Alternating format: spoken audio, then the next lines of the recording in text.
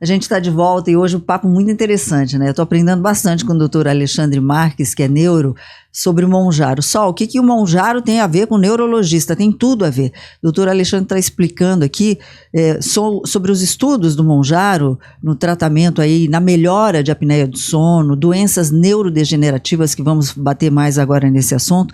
Mas deixa eu só dar aquele toque para você, nessa época de Natal tão linda, Aquários Open Mall, gente. Fica no coração do Jardim Aquários, em São José dos Campos, aquele conceito de shopping americano delicioso. Tem lojas, tem supermercado, tem farmácia, que você quer resolver a vida, tudo num só lugar e ainda passear no céu aberto assim com a família, vai lá visitar. Um beijo para todo mundo do Aquários Open Mall. Doutor, bora lá. Falar sobre, a gente já falou sobre a apneia do sono, o senhor citou aí a questão do Alzheimer, a gente tem a demência. O Monjaro tem se mostrado eficaz também, se não na cura, não podemos dizer na cura, porque essas doenças, algumas nem têm cura, tem tratamento e melhora da qualidade de vida. Ele tem tido alguma interferência nessas doenças, não? De forma positiva? Solange, os estudos estão sendo realizados nesse momento, né? A gente vai ter em dezembro a publicação de um estudo com esses medicamentos, os análogos do GLP-1, a família do Monjaro. Então, os estudos, resultados de um estudo importante vai sair agora em dezembro e a gente vai entender qual que é o papel na vida real desses medicamentos para esses pacientes que têm doenças neurodegenerativas. Mas o fato é que alguns estudos pré-clínicos mostraram para a gente que esses medicamentos, eles também atuam dentro do cérebro. Então, existe receptor desse GLP-1, né, que é a nossa droga que estamos estudando, os agonistas, os análogos do GLP-1. Então, existem receptores disso dentro do cérebro. E o cérebro, ele também produz o GLP-1. Então, ele produz e tem receptor. E aí, foi observado que, por exemplo, na área da memória, que é o hipocampo, existe receptor para essa molécula lá. E essa molécula, quando a gente toma essa canetinha, ela atravessa a barreira que separa o cérebro do sangue, que é a barreira hematoencefálica. Então consegue chegar dentro do sistema nervoso central e agir na região da memória. E também agir na região do movimento, né, que é muito interessante para quem tem Parkinson. Então, os estudos mostraram que ele chega lá. E que ele tem um potencial de neuroproteção, de proteger os neurônios de apoptose, de morte, de regular a inflamação, tanto sistêmica, né, no corpo, no organismo, mas também regular a inflamação, e quando eu falo regular é reduzir a inflamação, dentro do sistema nervoso. E isso chamou muito a atenção dos cientistas, porque entenderam que, de repente, esse medicamento ele pode agir, sim, na melhora cognitiva, na preservação da memória, na preservação dos movimentos, já que nós estamos falando de doenças que hoje não tem um tratamento curativo. A gente trata sintoma de Alzheimer e a gente trata sintoma de Parkinson, mas nenhum tratamento ainda ele mostrou que, de fato, ele muda a história natural dessas doenças. A gente pode dizer que a gente está no caminho de um tratamento ainda mais eficiente para essas doenças. Ou seja, do Parkinson, a redução daqueles tremores. E do Alzheimer, a questão da memória, que é um dos sinais, né? A memória mais confusa, a falta de memória. A gente pode dizer que a gente está num caminho? Exatamente. A gente está abrindo novas perspectivas de tratamentos que mudem o curso natural dessas doenças. Bom. Então, essas canetinhas que chegam para a gente nos dão uma esperança de que a gente conseguindo fazer neuroproteção e diminuir inflamação do cérebro, eu consigo também preservar neurônio. E por isso que isso é bem interessante para a neurologia. E existe alguma contraindicação? A gente sabe que toda medicação tem aquelas pessoas que podem e as que não podem tomar. Eu sei que o senhor está trabalhando bastante com esse produto, estudando também bastante. Em termos neurológicos, o Monjaro, ele é contraindicado para alguém? Do ponto de vista neurológico, ele não é contraindicado para nenhum paciente. Obviamente que ele não deve ser usado aí por gestantes, não deve ser usado na faixa pediátrica, ele não está liberado para esse paciente. No entanto, na neurologia, nós não temos contraindicações a ele. É importante lembrar que é um medicamento que não causa queda da glicose, ele não é hipoglicemiante, como uma insulina o é. Então, ele age só no momento em que existe glicose circulando no sangue, então ele consegue mudar o perfil aí de liberação da insulina. Ele libera insulina quando precisa. A insulina é aquele hormônio necessário para guardar a glicose dentro da célula. Então, a liberação da insulina é muito pontual. Isso melhora a resistência periférica à insulina, que é uma coisa que a gente sempre busca melhorar. diminuir a resistência para que o hormônio funcione. Como um dos efeitos do Monjaro é a pessoa, ela olha para a comida, não fica com muita vontade de comer, né? Ela fala assim, não estou com fome, porque demora o esvaziamento do estômago. Ele também pode ser considerado bem útil para a compulsão alimentar? Exatamente, isso daí é por isso que na obesidade ele tem sido muito indicado, porque ele tem uma ação dentro do sistema nervoso central, dentro do hipotálamo, que regula o apetite. Então o hipotálamo é o centro da regulação das nossas funções vitais, né? Entre elas, então, o apetite.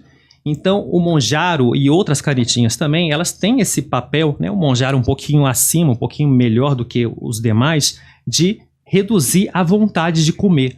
O obeso, qual que é o sintoma da obesidade? O obeso, ele sente fome. Então, esse é o sintoma da obesidade. Obesidade é uma doença. Então, esse Monjaro e essas outras canetinhas, de fato, eles agem nesse sintoma. Eles reduzem a fome. Entendi. Agora, a hidratação é super importante, né? Durante o tratamento com o Monjaro, eu estava lendo algumas coisas de que a água é essencial, porque ele dá uma ressecada mesmo na boca, alguma coisa assim. Exatamente. A gente precisa realmente que o paciente ele tenha uma hidratação adequada, que ele beba bastante líquido e que ele tenha um acompanhamento com a nutricionista, porque alguns pacientes podem ainda perder massa magra. Eu não quero que se perca músculo durante um tratamento para obesidade. O músculo é muito importante até para longevidade. Os estudos de longevidade têm demonstrado que quanto mais músculo, por exemplo, você tiver na perna, mais tempo você vai viver.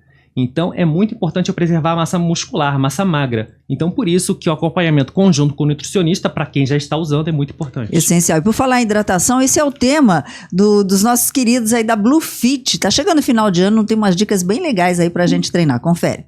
Galera, todo mundo sabe que final do ano é correria, calor e muitas festas. Então não se esqueça de se hidratar, beleza? Tente intercalar bebida alcoólica com um pouquinho de água. A hidratação vai te ajudar a evitar dores de cabeça, inchaço e diminuir um pouquinho os estragos aí do final do ano, beleza? Vamos começar o próximo ano hidratados e próximo para o próximo Projeto Verão.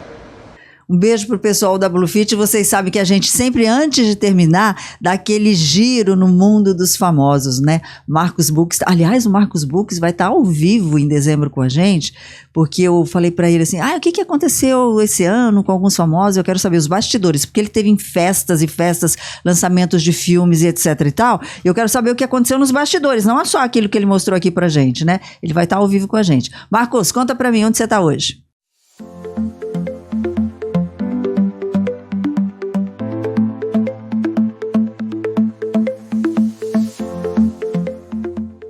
Quando a gente fala de menopausa, existe até aquela coisa do tabu, né?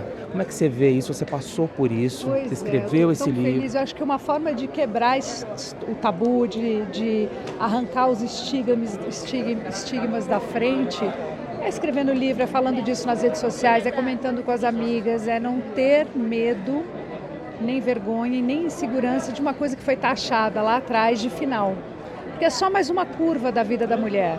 É uma curva eterna, porém é só mais uma curva. E é absolutamente possível você passar pela menopausa, por pior que ela seja, para mim foi muito difícil, com estabilidade, com dignidade, com tratamento. Estou aqui com o Dr. André, ele que veio também aqui nessa noite, claro, lançar esse livro junto com a Adriane, que realmente é, assim, acho que uma maravilha você poder falar sobre esse assunto. Existem muitos mitos e tabus sobre a menopausa e acho que esse livro ele veio como uma devolução para a sociedade, para que as pessoas possam ter acesso à informação. Assim como a história de Dri foi mudada por conta do acesso ao conhecimento, a gente resolveu trazer isso para todas as mulheres do Brasil.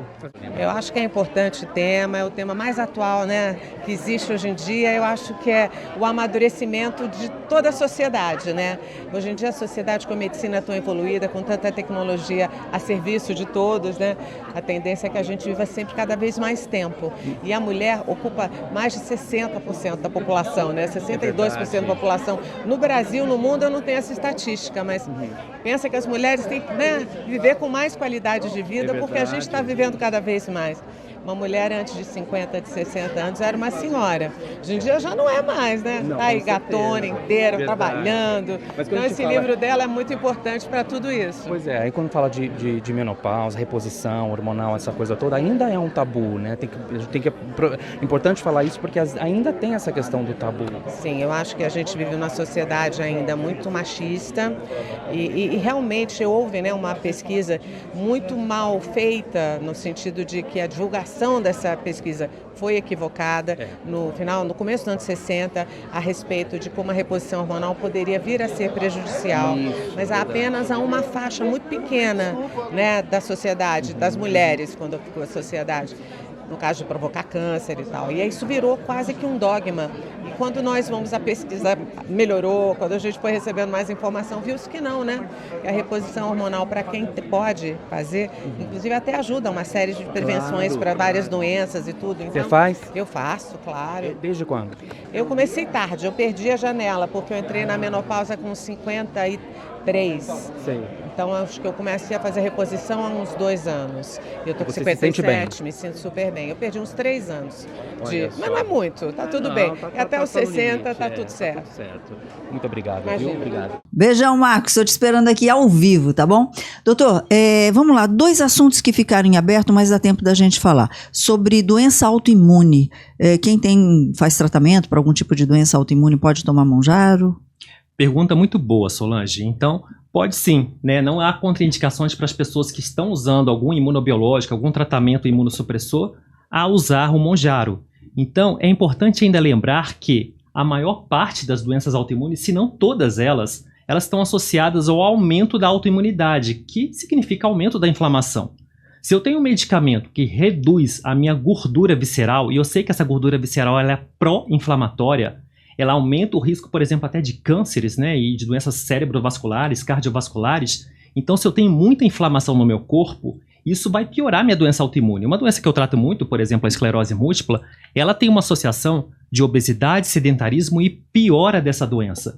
Então, se eu reduzo a minha inflamação de maneira geral, eu tenho uma melhor chance de me proteger também contra aquela doença autoimune. Eu tenho um melhor prognóstico na maioria delas. A mesma coisa com as doenças inflamatórias. Mesma coisa. Exatamente, a mesma coisa. Ok, então. Doutor, quero agradecer demais a sua participação aqui, desejar um lindo e feliz ano novo, um Natal incrível para o senhor, para a sua família aí, que 2026 seja assim incrível. Eu sei do seu trabalho, a gente sabe da sua capacidade, da sua competência de ajudar as pessoas, que o senhor continue fazendo isso, porque é um dom. Medicina não é só uma profissão, é um dom, e que Deus continue abençoando esse dom, viu? Muito obrigada, doutor. Obrigado, Solange, obrigado pelo convite. Eu desejo o mesmo aí para toda a sua audiência e para você, que também traz sempre uma mensagem aí pra gente de saúde, de boas expectativas. Obrigado pelo convite mais uma vez e conta comigo. O ano que vem eu quero o senhor aqui para falar sobre o congresso. Vai ter um congresso de neuroimunologia, não é isso? Em maio, se eu não me engano? Isso, exatamente. Vamos falar sobre isso aqui, tá bom? Um beijo, fiquem com Deus, a gente se vê na semana que vem. Tchau, tchau.